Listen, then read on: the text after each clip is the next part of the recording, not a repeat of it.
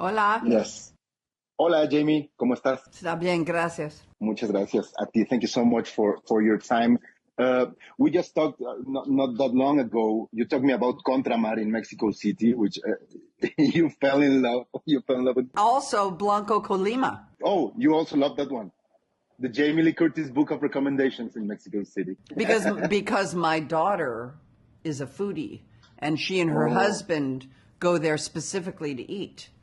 I would oh. only know I would have room service and have French fries and a Coke, but I went to Contramar and I went to Blanco Colima. Let me tell you something. It's interesting that you talk about how you love food, the foodie experience, and the room service experience, because I think that you're a woman, and the first time I talked with you was for Halloween in Mexico City also, and we talk about your invention, your diaper with the wipes, and it makes me think about how complex the of a woman you are.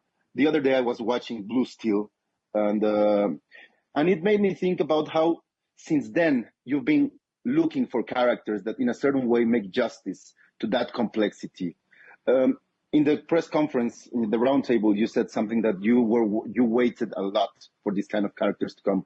Would you say that the kind of character that you're playing now have to do with the times that we're living, or it has to do with how James L. Brooks writes female characters? Well, since we're talking about Ella McCay, it's about James L. Brooks and how he writes all characters, female, male, elderly, young, the complexity and the nuance of what he writes.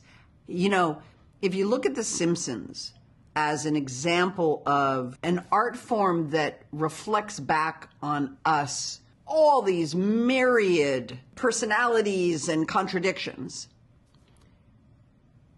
that's the same brain that James, even though Matt Groening did it, like, it's still James's point of view. If you look at all of his movies, these are complex people, often in contradiction, often in collision with their own selves, which is very human. And I would say it's James L. Brooks all the way. And going back again to your character in Halloween and going back to the first Halloween, I think that people like to call you a scream queen, which I think you're more than that. And let me tell you why I say that, because you kind of put that term up into its feet. I think that you change the way that the characters that you play are seen.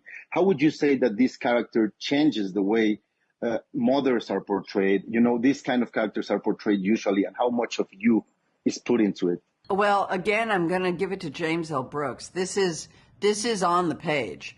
Aunt Helen, you know, Jim was very close to his sister, and I think Aunt Helen has a lot of James L. Brooks' sister, who he loved, you know, is in the part. He chose me to play her, so clearly something. I never read a scene with him before he chose me, so he had to have appreciated both my work in other movies, but also just me. He had to have seen something that gave him the confidence of knowing that I could be malleable enough to work with, that I wasn't so calcified in whatever this is that I couldn't inhabit her. She's very different than me. I am not as outspoken as she is. Nothing just pops out of my mouth the way it does with her. She's a much more physical person in a way than I am. But there's a fierceness to her that I have.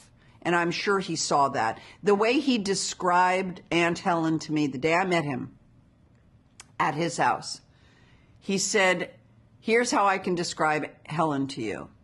She is a lion tamer who realizes that halfway through the act that there's no cage. Now that's Jim Brooks' poetry as the best example. Jamie, you're not taking credit enough, you know, but you're an amazing actress, and it's always a pleasure talking with you. Thank you so much for your time. Thank you. Enjoy Blanco Colima. Get the green asparagus risotto. Okay, I'll do it. I'll let you know.